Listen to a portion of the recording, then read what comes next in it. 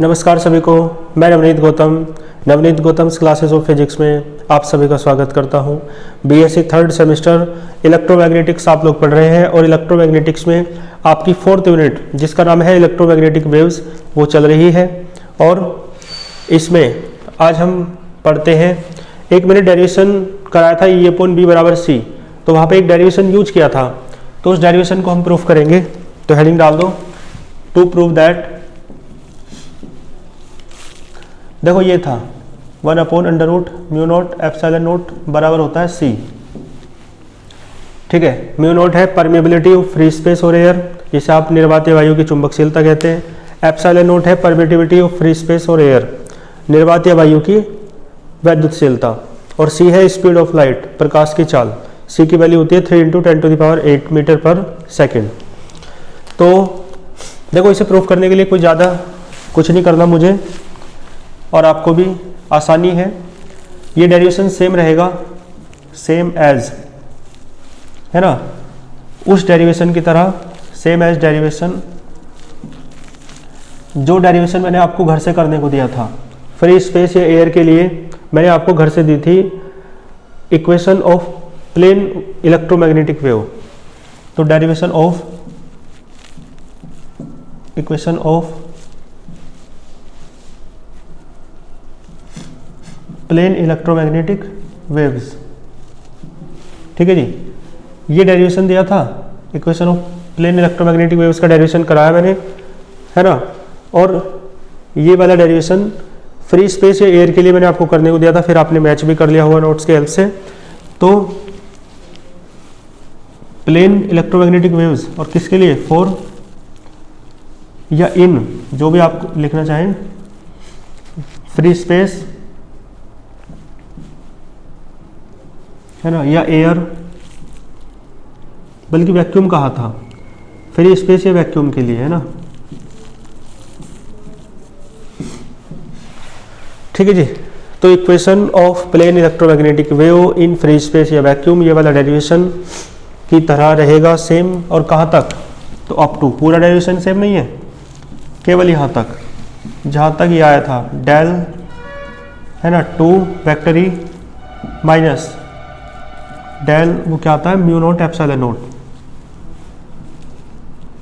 वो इक्वेशन देख लो चाहे आप भी, del 2 vector E over del T square बराबर 0। ठीक है, यहाँ तक सेम है बिल्कुल। यहाँ तक जो इक्वेशन आ गई थी आपकी, यही तो है इलेक्ट्रिक फील्ड के टर्म में प्लेन इलेक्ट्रोमैग्नेटिक वेव की इक्वेशन। तो बस यहाँ तक सेम करना है, और उसके बाद इसकी कंपैरिजन कर दो on comparing the above equation, ऊपर वाली इक्वेशन के साथ। और है ना, किसके साथ करनी है, तो विद द इक्वेशन, ऊपर वाली इक्वेशन की कंपैरिजन करनी है इस इक्वेशन के साथ। इक्वेशन ये del 2 vector E minus 1/c² del 2 vector E over del T square बराबर 0। इन दोनों इक्वेशन की कंपैरिजन करो तो आप पाओगे ये इसकी जगह सेम, ये इसकी जगह सेम, तो ये सारा 1/c² की जगह आ जाएगा 100, μ0 ε0 बराबर आ जाएगा 1/c²। स्क्वायर को इधर ले जाओ, क्या जाएगा, यही से इधर ले आओ, इसे इधर ले आओ, c² बराबर आएगा 1/μ0 ε0। स्क्वायर को इधर ले जाओ, c बराबर आएगा √μ0 ε0। ठीक है, चाहे पलट के लिख लो, √μ0 ε0 बराबर हो जाएगा c। ठीक है जी, बताओ कोई दिक्कत हो तो। यही तो प्रूफ करना था, तो हैंस प्रूव। क्लियर है। तो ये डेरिवेशन देखो यहाँ तक बिल्कुल सेम रहेगा, और इसके बाद बस 2 लाइन। ठीक है जी, तो ले लो इसका स्क्रीनशॉट या नोट कर लो। अब इसके बाद देखो, एक डेरिवेशन इसी में करा देता हूँ मैं। कई बार ऐसे भी आ सकता है, μ × ε0 हटा दें तो यहाँ c की जगह क्या आ जाएगा, v, क्या पता ये आ जाए। तो कुछ नहीं करना, है ना, डेरिवेशन करना है इलेक्ट्रोमैग्नेटिक वेव का बिल्कुल सेम, लेकिन फ्री स्पेस के लिए नहीं करना, वैक्यूम या फ्री स्पेस के लिए नहीं करना, बल्कि करना है नॉन कंडक्टिंग मीडियम के लिए।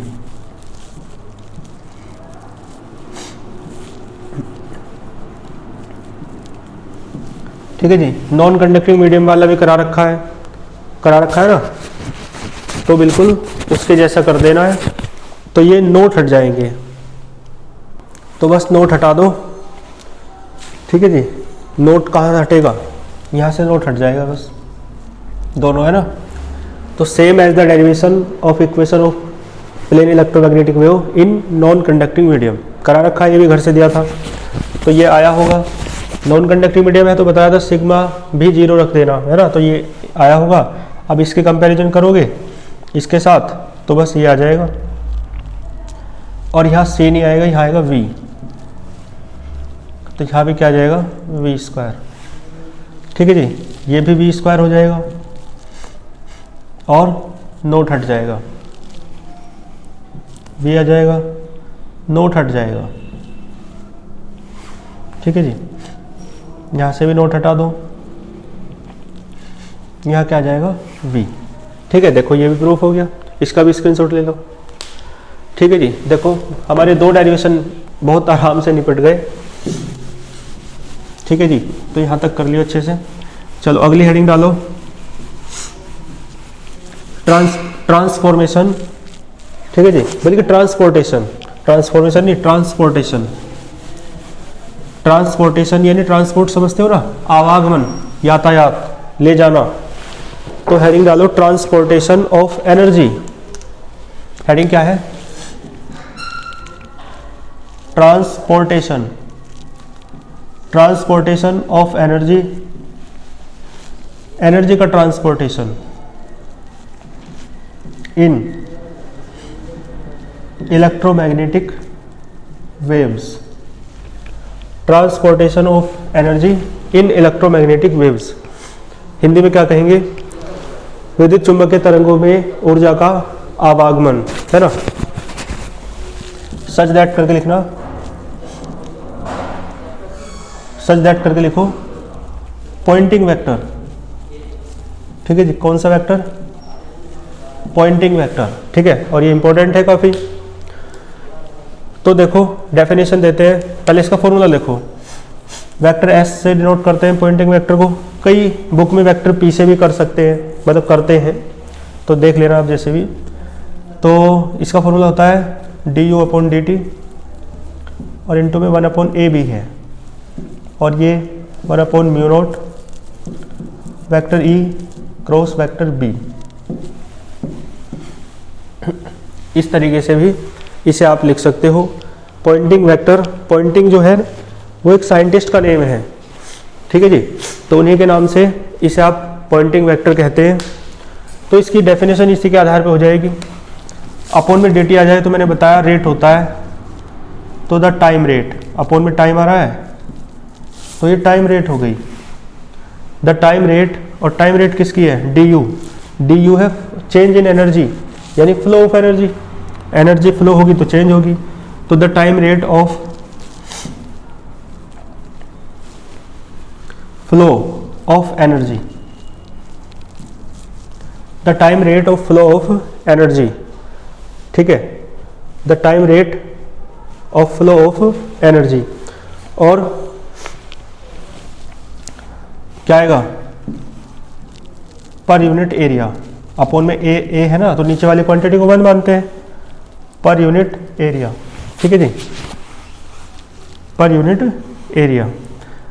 और एक विशेष बात, जैसे वेव इस तरफ चल रही है तो वेव के चलने की डायरेक्शन के परपेंडिकुलरली फ्लो एनर्जी का, है ना, तो पर यूनिट एरिया। और यहाँ आएगा परपेंडिकुलर,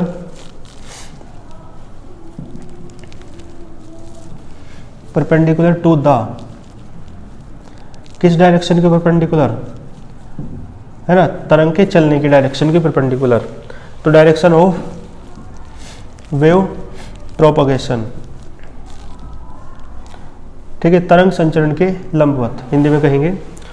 तो the time rate of flow of energy per unit area, ठीक है, या फ्रॉम यूनिट एरिया, जो भी आप लिखना चाहे, perpendicular to the direction of wave propagation, को लगा दीजिए ना, is known as Poynting vector. इसे आप क्या कहते हैं, पॉइंटिंग वेक्टर कहते हैं। और नेक्स्ट लाइन से लिखना, it is denoted by vector S, ठीक है, और फिर देन पॉइंटिंग वेक्टर, और ये फॉर्मूला लिख देना। ये फॉर्मूला होता है, इसके आधार पर हमने डेफिनेशन दी, इसका फॉर्मूला ये भी है, तो ये वाला कहाँ से है, इसे हम प्रूफ करके दिखाएंगे। ठीक है, तो यहाँ तक आप नोट कीजिए। तो आइए इसके दूसरे एक्सप्रेशन को प्रूफ करते हैं। इसका स्क्रीनशॉट ले लिया होगा आपने, ये प्रूफ करके लाना है ये वाला। तो मैं इसे लिख लेता हूँ ताकि आप देख सकें कि हम प्रूफ करके जो हमने कहा था वो ले आए। ठीक है, ये तो होता ही है फॉर्मूला, और प्रूफ करके लाना है ये दूसरे वाला।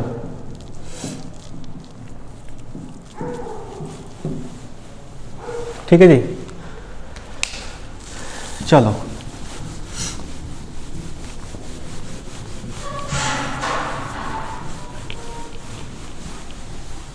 देखो, इसका एक डायग्राम देखो, इधर कोई बना दे डायग्राम भी। ये जेड एक्सिस है ना, ये आपकी वाई एक्सिस, ये जेड एक्सिस और ये एक्स एक्सिस, ये ओरिजिन है। तो आप लिखेंगे सबसे पहले let us consider a plane electromagnetic wave is propagating in plus X direction. ठीक है, क्लियर है। माना कोई विद्युत चुंबकीय तरंग प्लस एक्स, धन एक्स अक्ष, वो क्या कहेंगे, धन कहते हैं ना प्लस को। ठीक है, प्लस एक्स अक्ष की दिशा में चल रही है, तो धन एक्स अक्ष की दिशा में संचरित हो रही है, चल रही है। ठीक है जी, तो देन क्लियर है। तो आप एक बार बताओ, इसके मार्ग में एक बॉक्स कंसिडर करके चलेंगे। ठीक है, एक बॉक्स कंसिडर करके चलेंगे जो वाई जेड प्लेन में लाई करता है। ठीक है, मतलब बी और वेक्टर ई और वेक्टर बी के प्लेन में लाई करता है। एक बॉक्स, क्यूबिकल बॉक्स मान लो, है ना, जैसे ऐसे चल रही है तरंग, वेव ऐसे चल रही है, तो यहाँ पर एक बॉक्स कंसिडर कर लो इस तरीके से, है ना।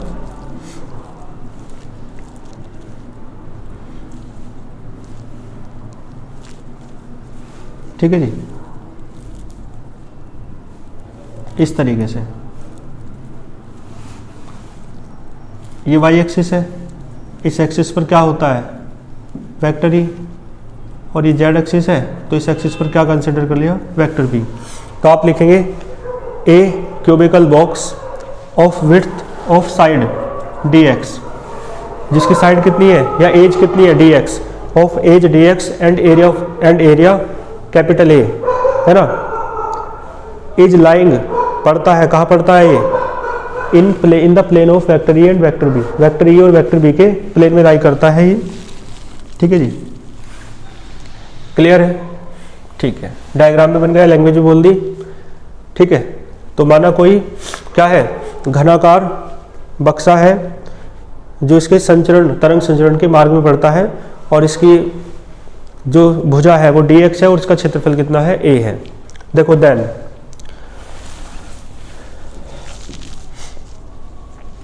एनर्जी डेंसिटी बताओ मुझे, energy density in electric field करा रखा है ना, एक पिछले लेक्चर में एनर्जी डेंसिटी बहुत अच्छे से समझाई थी। Energy density in electric field क्या होता है, यू ई से डिनोट करते हैं। यू ई बराबर होता है 1/2 एप्सिलॉन नॉट ई स्क्वायर। ये energy density in electric field है। फिर इसके बाद बताओ energy density in magnetic field. Magnetic field में एनर्जी डेंसिटी कितनी होगी, तो यू एम बराबर होता है 1/2 B square upon mu not. ठीक है, दोनों फॉर्मूले मैंने आपको अच्छे से एक्सप्लेन कर रखे हैं। ठीक है जी, then energy density, electromagnetic wave की एनर्जी डेंसिटी बताओ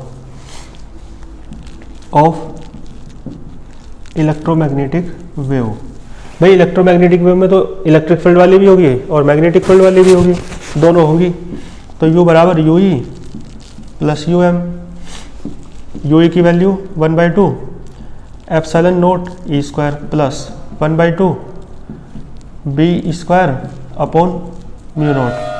ठीक है जी, कुछ कॉमन आ रहा है 1/2, कॉमन आ रहा है 1/2। ठीक है,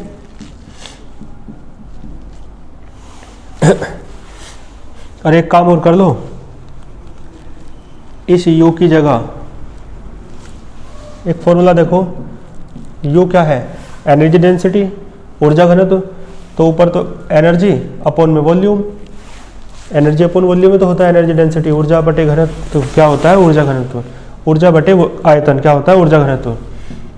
तो u अपॉन आयतन कितना होगा भाई, क्षेत्रफल गुना लंबाई चौड़ाई कुछ भी A to Z, वो क्या हो जाता है आयतन। तो a into D x, area into side या एज। ठीक है, लेंथ का कोई भी एलिमेंट एरिया में मल्टीप्लाई हो जाए तो वॉल्यूम हो जाता है।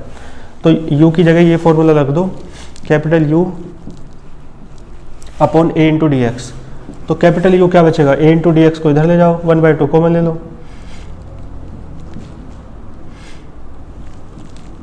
a इंटू डी एक्स इधर चला गया। ठीक है जी, और ये dx है ना, तो यहाँ du कर लो इसे। ठीक है जी, इसे भी du कर लो क्योंकि ये dx है। ठीक है जी, तो du निकल गया। ठीक है, अब तो हमें क्या करना है, हमें निकालना है पॉइंटिंग वेक्टर। पॉइंटिंग वेक्टर तब निकलेगा, du निकल गया जब a से डिवाइड करें और dt भी हो। तो पहले चलो dt बना लो। देखो ध्यान दो, आप एक फॉर्मूला जानते हो, E अपॉन बी बराबर C। ठीक है जी, ये फॉर्मूला जानते हो।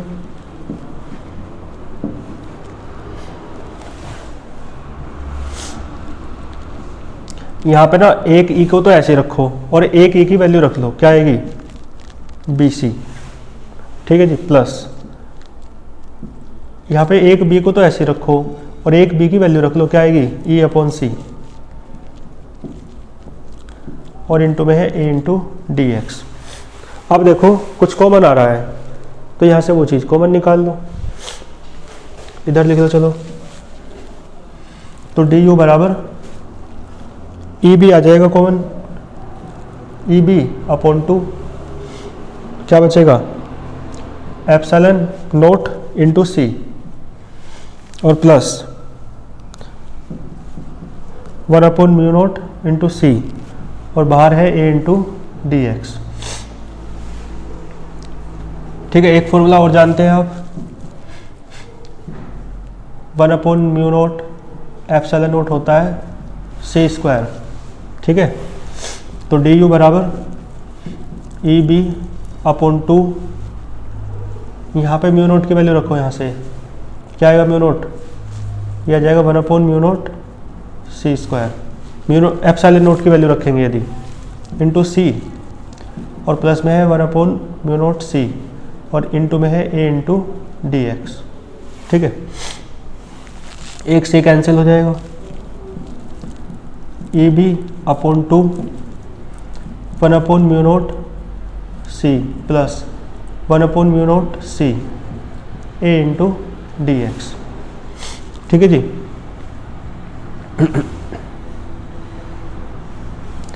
तो देखो डी यू बराबर ई बी अपॉन 2, ये 1 और 1 2 हो जाएगा, तो 2 अपॉन म्यू नोट इंटू सी इंटू ए इंटू डी एक्स। ठीक है जी, और आप एक फॉर्मूला जानते हो, डिस्टेंस बराबर होता है स्पीड इंटू टाइम। ठीक है, देखो यहीं अप्लाई कर दूँ मैं,